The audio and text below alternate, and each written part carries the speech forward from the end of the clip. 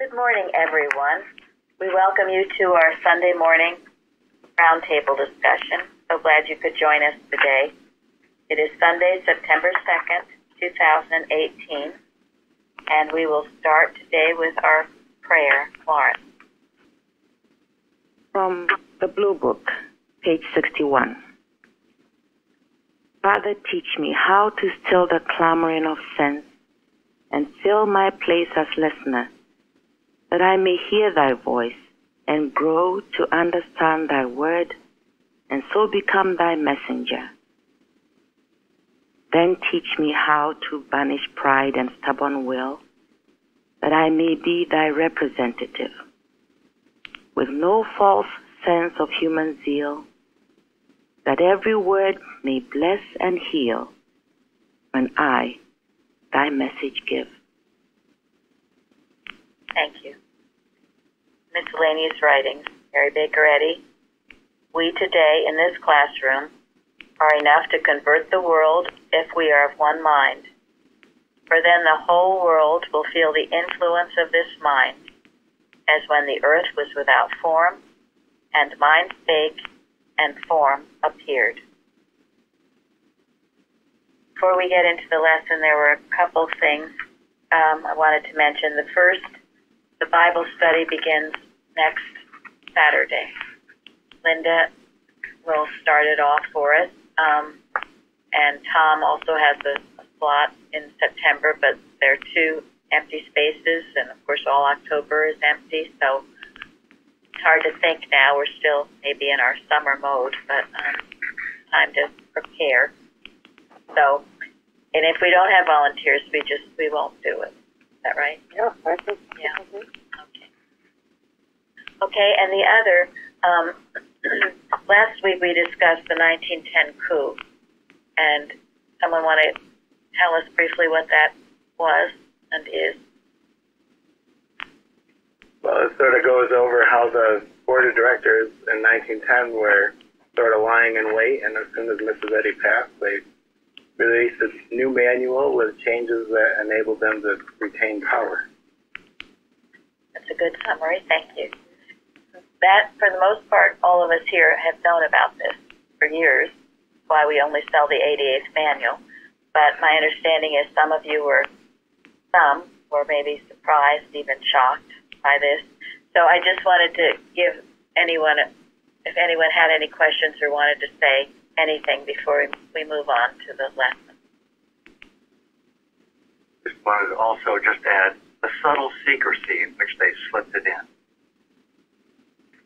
One of the ways error works. Yes. I had someone comment that they didn't understand how Mrs. Eddy could allow Archibald McClellan to be on the board if she knew that what he was doing. My thought of that is that she always gave people a chance, I feel, and she wasn't out with it. Not at all. Not at all. She knew. She knew what was going on. She knew what was going on. She knew what was going to happen, and she did everything that she could to prevent it, including writing the manual. She did warn them. She warned them people, this is what you want. Remember when they called for a king in the Bible? The people wanted a king, and finally, okay, you have a king, King Saul. Yes. And even very late in her career, when Archibald McClellan slipped a footnote into one of the articles of the Sentinel that was incorrect, she fired him. She fired him from the board. And, she eventually reinstated him before it became publicly known that she had fired him. But she was always having to put out fires where the human mind was rearing itself up with people on the board, in the movement.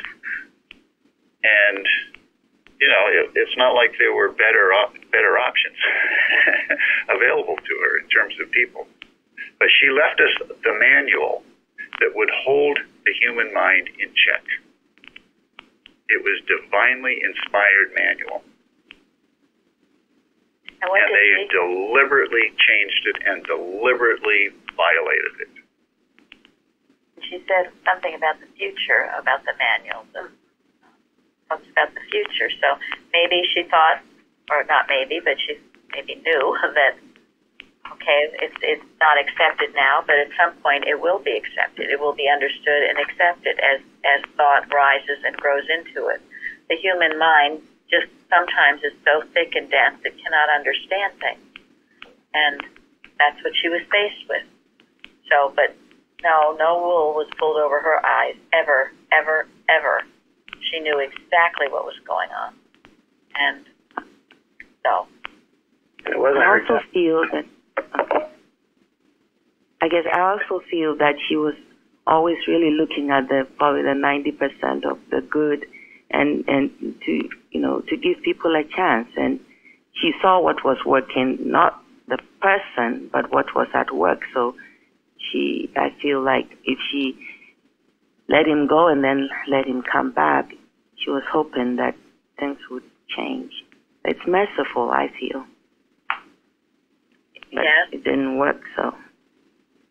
Well, and also she saw more than anybody else saw. Right. She was ahead of everybody else.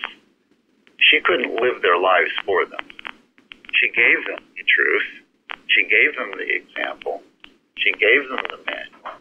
She gave them the textbook, and she did her very best, and she did wonderfully to teach people what this science is all about. So, for heaven's sake, she deserves all the credit in the world for bringing mankind this far. And it was more than doing her very best. She was the reflection of God. Mm-hmm. Right. There was nothing human in anything that she did, including what God told her to do at this. So, another one I know got so disturbed over this, but why shouldn't you be disturbed over it? Not a person, it's an error, and that's how error works. You need to handle it, not personalize it. Thank you. But there's no reason to be disturbed. We see this kind of behavior everywhere. People wanting power, people doing what they can to get power. It's not a new thing. Our mind's only got one way to go. Goes all the way back to the Bible and the Old Testament. And science teaches us the way to handle it. Recognize that it is not power. That it's not power at all. Lauren? Yeah, it should rather make us stronger, stand firmer, unwavering, because we have been given what we need to use to face all this.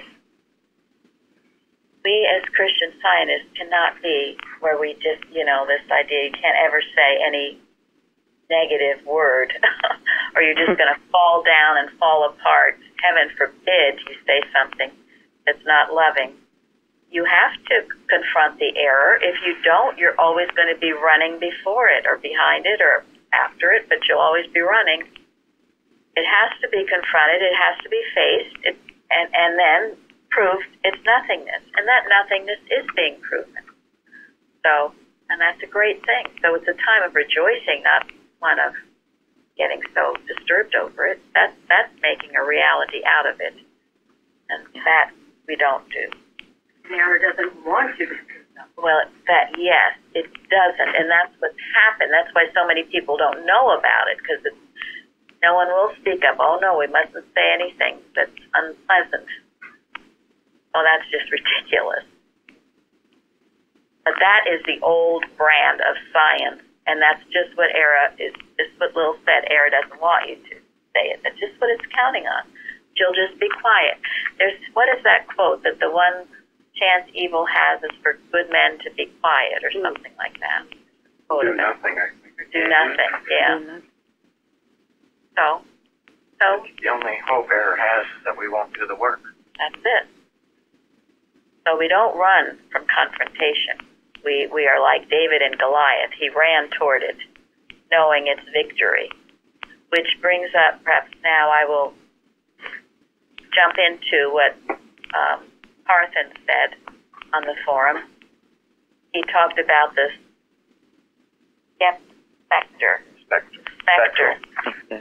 spectral. Mrs. Eddy says in Science and Health, page 353, and it's in the lesson, we must give up the spectral at all points. Does anyone remember or read what he said that is? A visible ghost? Yeah. The visible ghost or apparition that induces dread, an extreme incapacitating form of fear.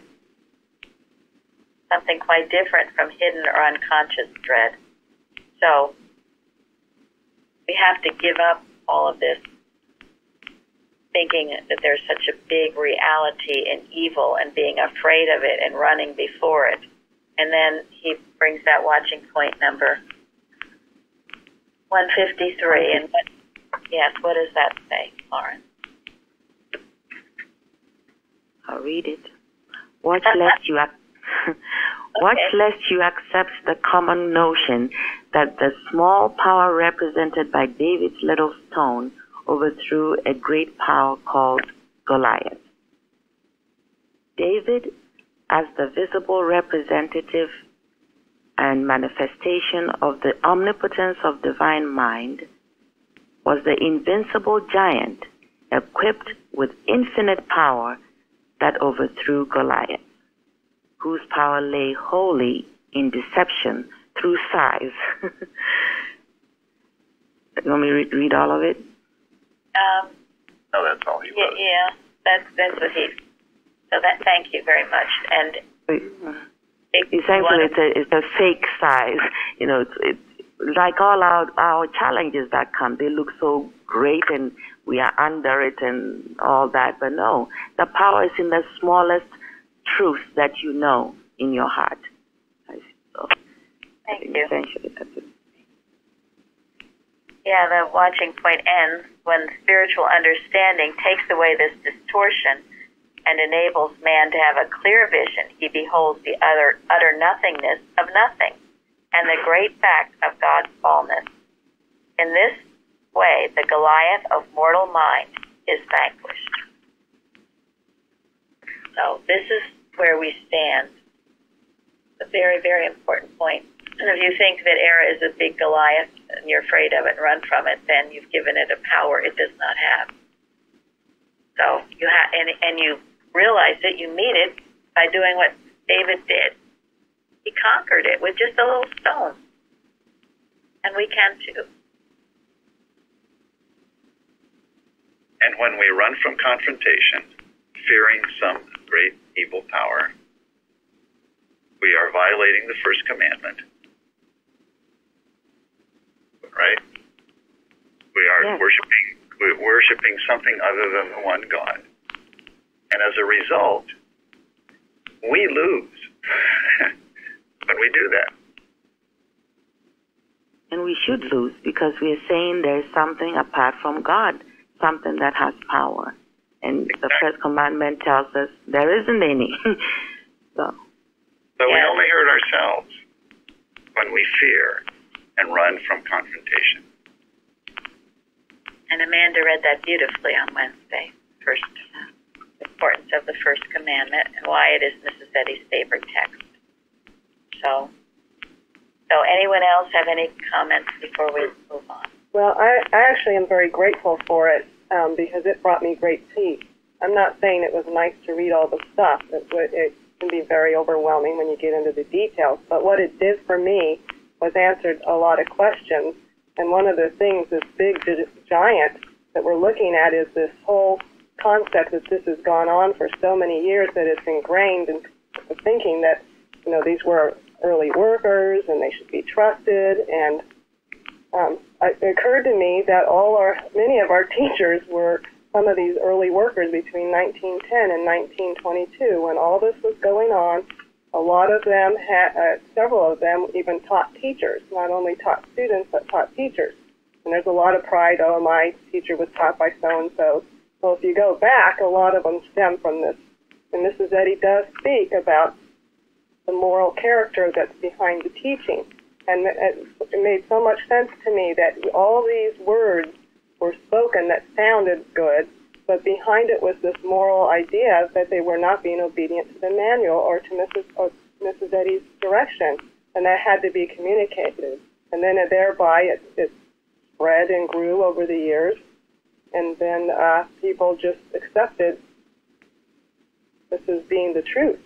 And it just, to me, was like such a freeing thing because my teacher had been taught by one of those people. And so, not him, but his teacher was taught by this. You know, it goes down by generations, but it was so freeing to me so I could understand why all this sounded the same, but it didn't feel the same and wasn't the same. It's because what was behind it.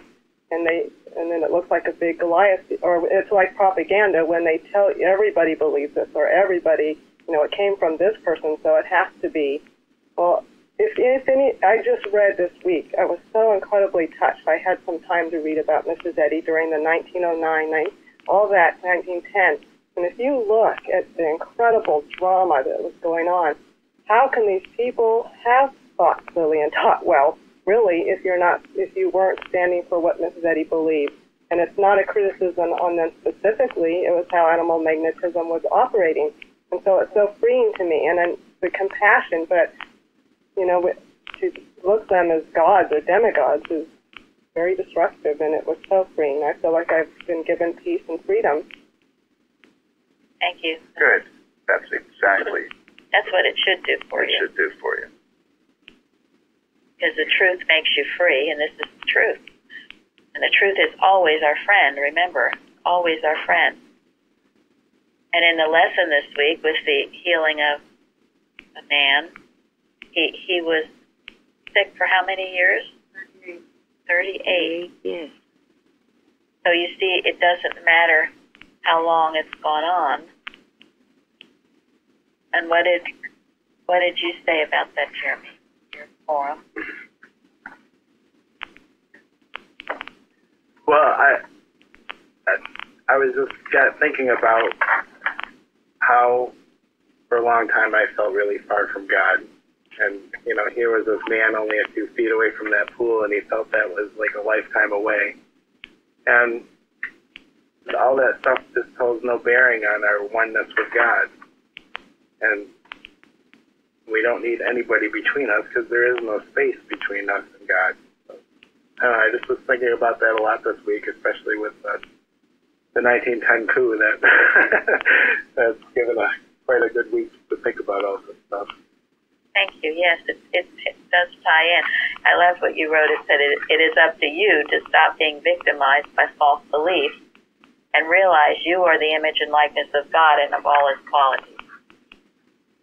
So it's up to you to be stopped victimized by false beliefs and realize this great truth which is in this week's lesson. And the wonderful thing is, you're capable of doing it. Because God has given you the power to do it.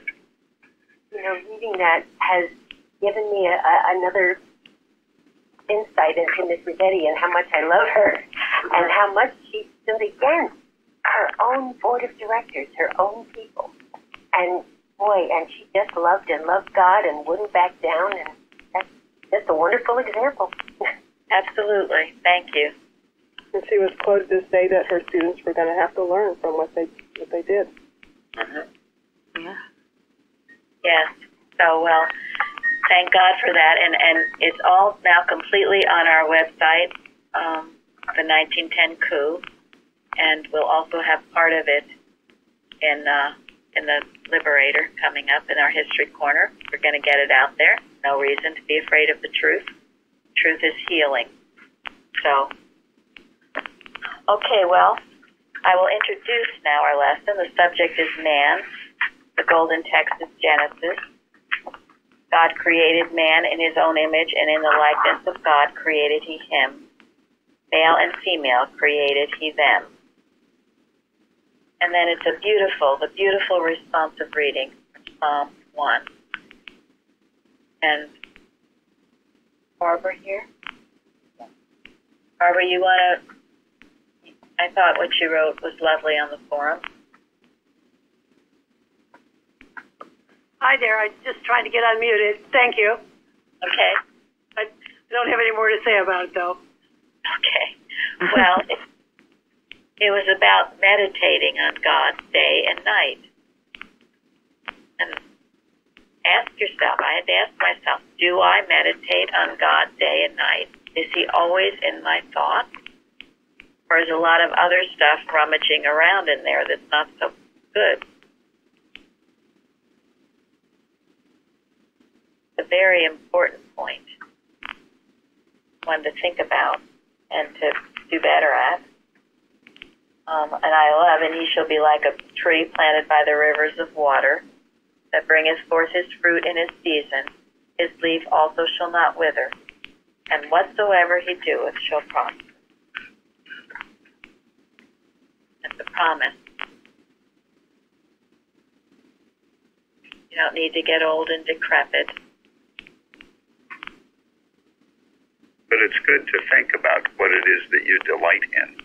Yes. Do you delight in the goodness that you see of God all around you? Do you delight in seeing God at work in your life and the life of others? Or do you delight in twiddling your thumbs? or listening to gossip? Yeah, I delight in. Go ahead, Lauren. No, I delight in how I was made. It's just wonderful to think about that. I think for some time I didn't really think about that. But God created man in his own image. I feel I used to take it for granted, and I knew it, but I never really pondered it. But it means so much, a lot, how God made us.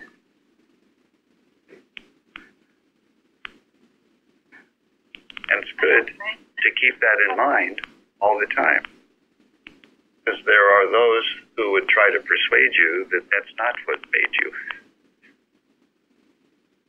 Or that that's not how you were made.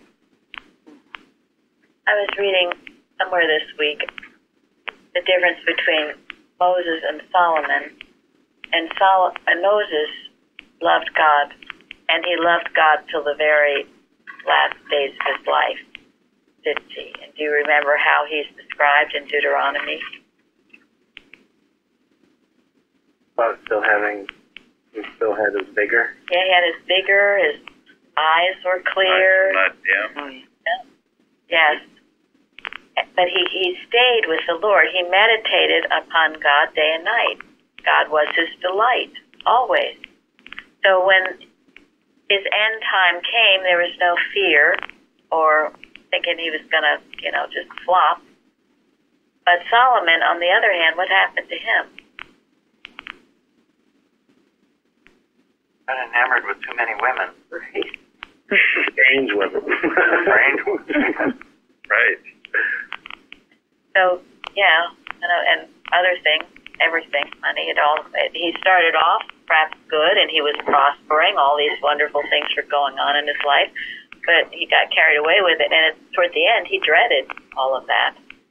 If you're not walking with God, there's that specter that you're going to dread, that ghostly apparition that's hanging around. He's the one who said it's all vanity. Yeah, he knew it. Yeah. Yeah, he knew it. He regretted it. And gave us a good advice to not wrote it follow down. that. He wrote it down to warn us. Mm-hmm. To his credit. But the Jewish nation kind of went downhill after his reign. Whereas after Moses left, the Jewish nation kept prospering. Jeremy? I was just thinking about Moses at the end there. He was really close. He could have crossed over the river. He could have said, "Oh, God, just made a living mistake. I'm going to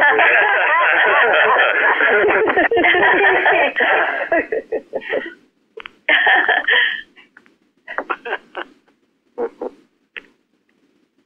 True. He was faithful to the end. Yeah. As Miss Thanks. said. Thanks to everybody for the expansion on this idea. Well, it was a good thought, and I thank all of you who contribute on the forum, and also Ray for her watching points each week. If I don't always get to everything, it's not because I don't think it's worthy of getting to. It's just a matter of time. So I'm always grateful. And then I did love, Isaiah 43. Bruce, you want to read that?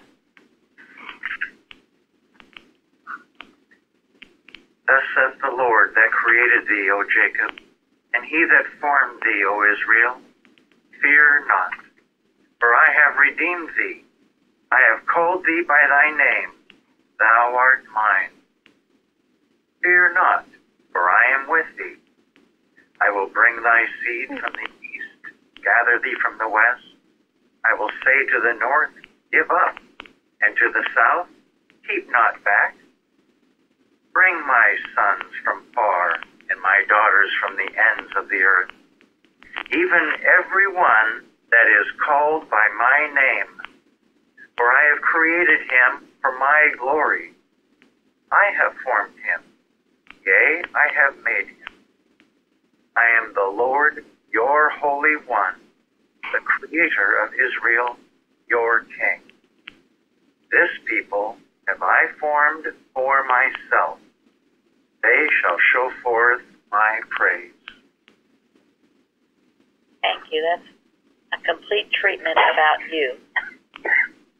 And when you're knowing that you were created for God's purpose, life takes a new meaning, a deeper meaning. And so, Linda, what did you write about that?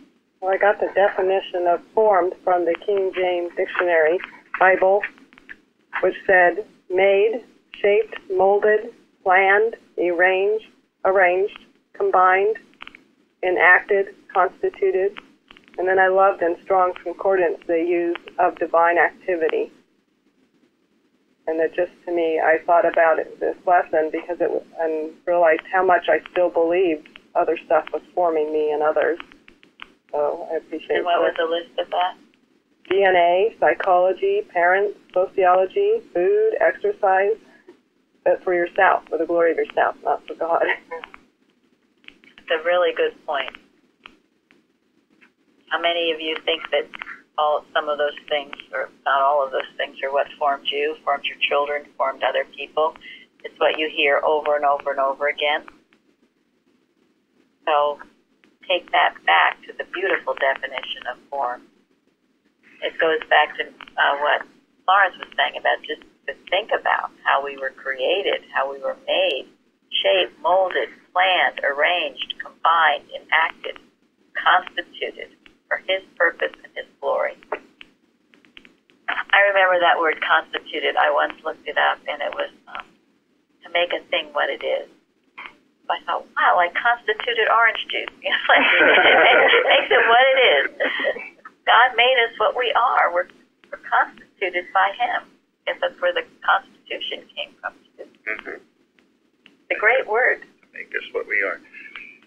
And along that, I want to go back to the golden text for a second, where it says, male and female created He them.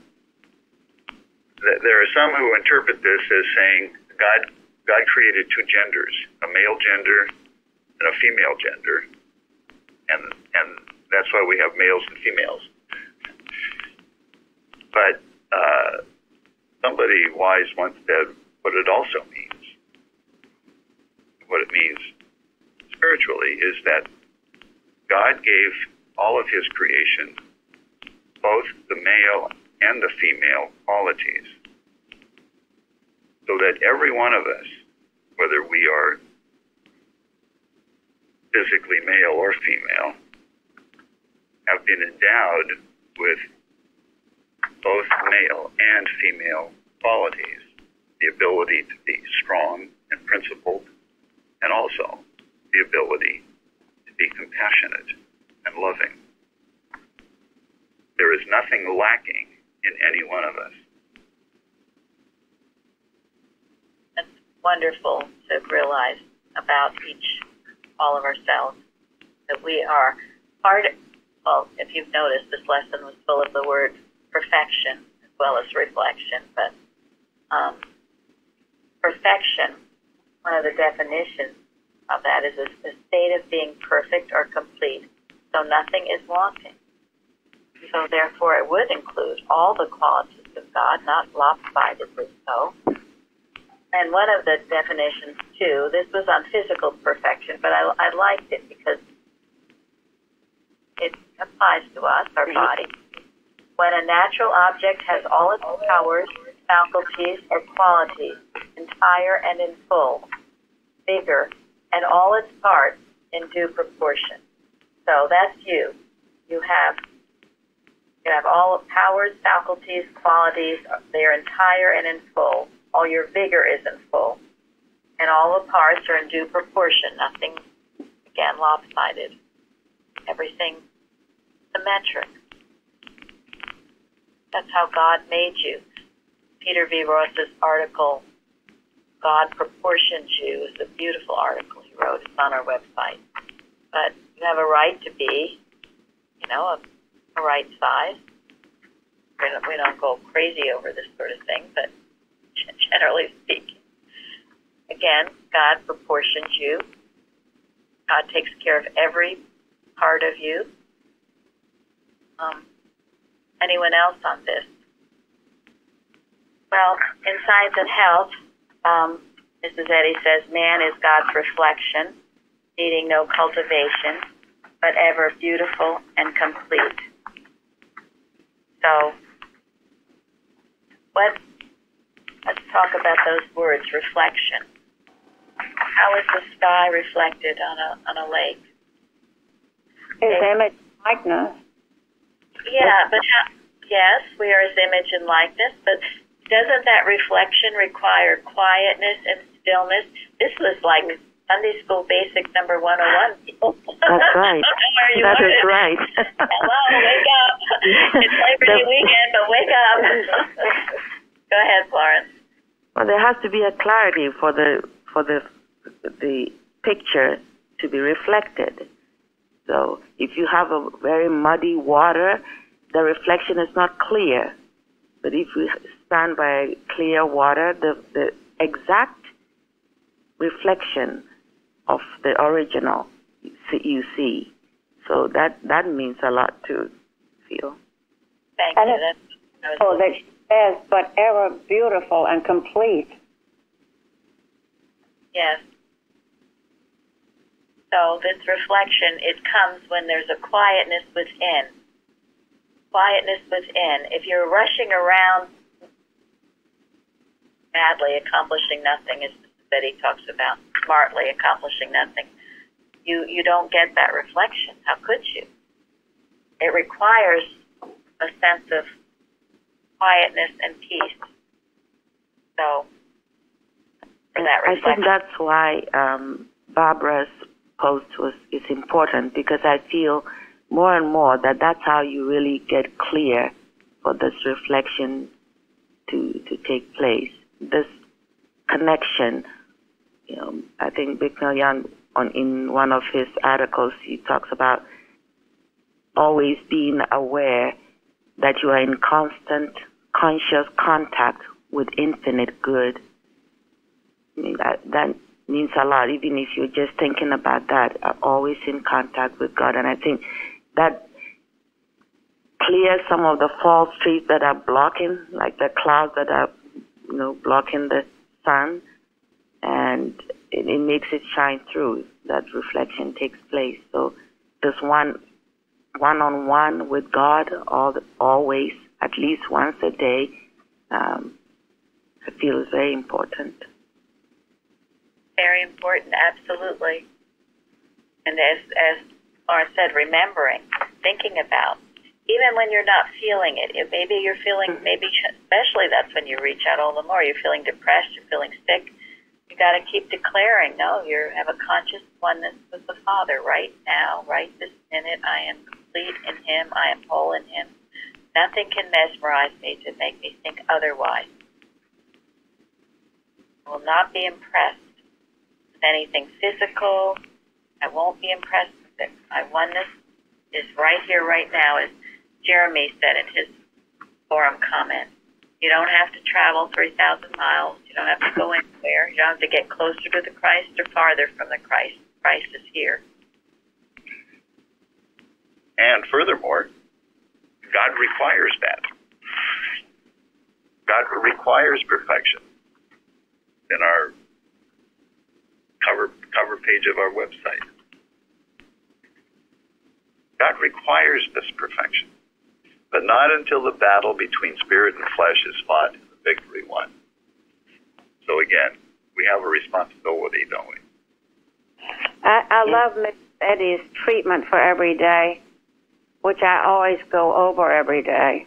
And it begins with saying, I am perfect in God. Mm-hmm. Yes. And the in God is real important there.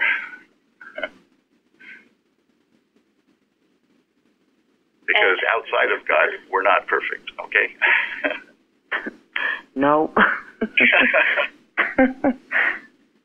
And you know, all of this goes back to always identifying yourself as a child of God, not human parents or any kind of inheritance, but God's child. In order to claim all this, you've got to be God's child, and that's a good thing. We all are God's children.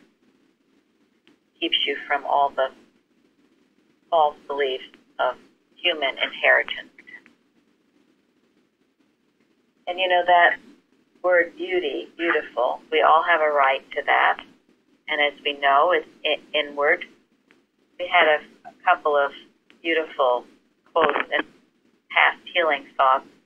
One from Florence Gubbins. In truth, we have no beauty of our own apart from God. And another by William Gannett. Whoever would be fairer, illumination must begin in the soul. Face catches the glow only from that side. That's beautiful. And that's how we all can be beautiful. Expression, form, outline, and color. That's in the pages about beauty and agelessness, signs and health. Expression, your form, your outline, your color come to you from God. But you have to know it. You have to declare for it. And you can't have one foot in one camp and one foot in the other. You've got to be knowing this. I actually have these quotes. I have them on little pictures hanging up in my bathroom to remind me. Yeah, it's in calligraphy and it's framed and hanging on the wall. So, but if you're not constantly talking to yourself in a healthy manner and telling yourself the truth about who and what you are as God's child, as man, then sometimes you forget, or everyone else is telling you something else. So,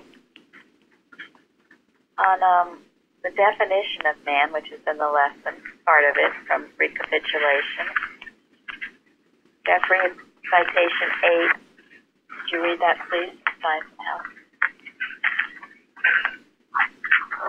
Man is spiritual and perfect. And because he is spiritual and perfect, he must be so understood in Christian science. Man is idea, the image of love. He is not physique. He is the compound idea of God, including all right ideas. Generic term for all that reflects God's image and likeness. Conscious identity of being is found in science, which man is a reflection of God, or mind, and therefore is eternal. That which has no separate mind from God, that which has not a single quality underived from deity, that which possesses no life, intelligence, nor creative power of his own, but reflects spiritually all that belongs to his Maker. Thank you. That is so complete. I can't think of anything that's missing, right? So, identify yourself with that. Know that's to be the truth, even though at times it might seem like it isn't, or like someone you love isn't expressing all that. That is the truth. And we can look beyond that veil, see that truth, claim it. Take that one spark of truth you see in that person and let it grow and illumine itself, magnify itself. Lawrence, was there anything that you wanted to say about this lesson? I know you were excited about it. So. I just feel that it makes it very clear who we are. I'm so grateful for it all. I went through it and made a list of all the different beautiful, powerful qualities that is included in each one of us. And I'm just so grateful for it. That's all. You can do something else. I'll get it in a minute. All righty. Also, what's very beautiful, I'll have Carol read this too. This is a quote, the last, Jesus beheld in science the perfect man. This is the key, friends, of how Christ Jesus healed. Just one or two sentences, the key. So let's listen. Jesus beheld in science the perfect man, who appeared to him, where sinning mortal man appears to mortals. In this perfect man, the Savior saw God's own likeness, and this correct view of man healed the sick. Thus, Jesus taught that the kingdom of God is intact, universal, and that man is pure and holy. Thank you. So that's our job, to see that within ourselves and within others, the perfect man. And that's what heals. And even if you can do that to some degree, it's healing. You go around town and meet people on the street. No, they're God's child. In them is that it's only a seed at the time that's evident, but it's there. Everyone has it within them. And that's the beautiful way that Christ heals. Lawrence, are you ready? Or I have it. The first one, I'll just read all of it. Created in the image of God. I do not walk in the counsel of the ungodly, stand in the way of sinners, or sit in the seat of the scornful. I am like a tree by the river, bears fruit, don't wither, or doesn't wither. All I do shall prosper. The Spirit of God made me.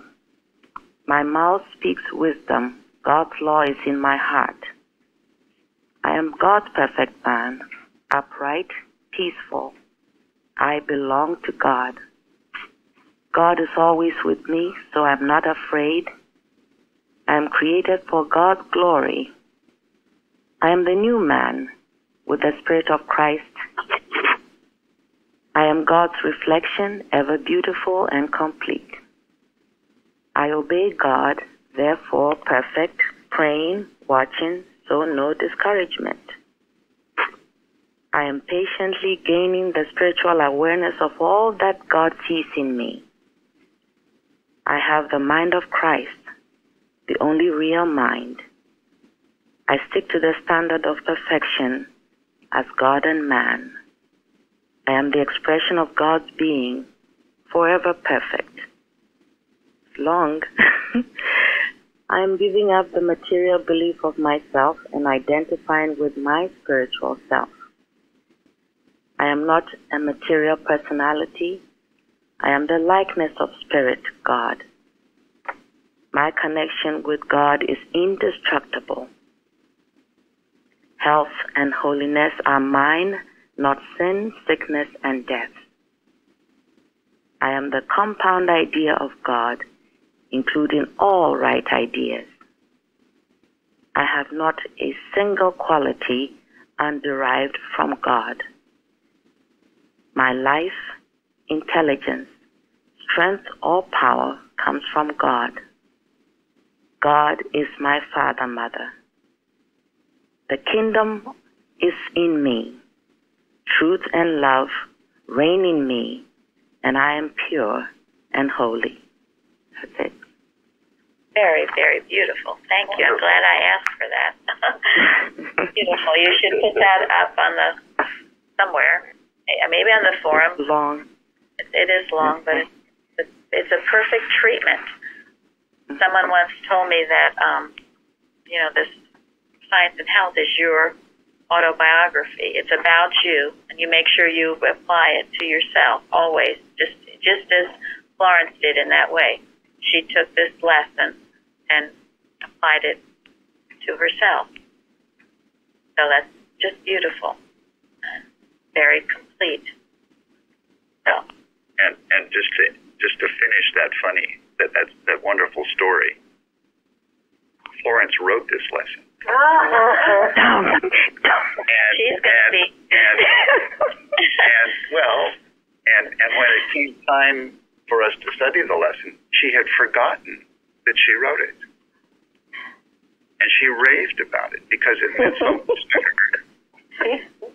But that is how these lessons are written. It's proof that God wrote the lesson. She received it directly from God. When it was finished, she had no sense of personal authorship, so she forgot that she had written it. That's really reflection. That is a beautiful reflection. Yes, it is. Thank you. That is reflection. Thank you. Yes. And I think even more funny is I'm over there praising the lesson writer. I know she was very embarrassed. But I think it's right because I'm praising God really. But anyway. Exactly. It was a beautiful example of how that works and how it should work within us in purity.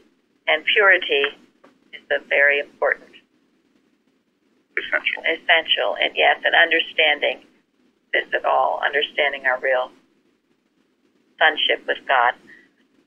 Okay, Gary was going to read How Can You Help Yourself by Peter V. Ross as our ending. How can you help yourself? God is life, and life is everywhere, and you are life expressed. Tell yourself, and do so frequently, that you are the temple of the living God, the place of health, strength, freedom, buoyancy, and confidence. Say to yourself, I am the temple of the living God. The Lord is in his holy temple. Let this world of pain and trouble be still. I am eternal life on exhibition. I am the place where all-knowing mind is diffusing courage, wisdom, resourcefulness, keenness of vision, and soundness of judgment. I just have no capacity for failure or sickness. You are always talking to yourself, and much of the time, if not careful, you are saying what is not true. How old you are getting, how useless you are, how discouraged you feel, and how much you suffer. Every time you think or declare one of these untruths, you add to the mesmerism, which is already weighing you down. You would not make another person have any of these distresses, and surely God would not. Stop telling yourself these lies. Refuse to think or argue this way, because every time you do so, you take into mentality that which will work against your welfare. The Creator has not made this dream world of weariness, sickness, depression, and you are not deceived by it. Your vision is so clear that you can look right through it and see beyond to a world of health and dominion. Peter V. Ross. Thank you all for joining us today. Thank you. Thank you. Thank you.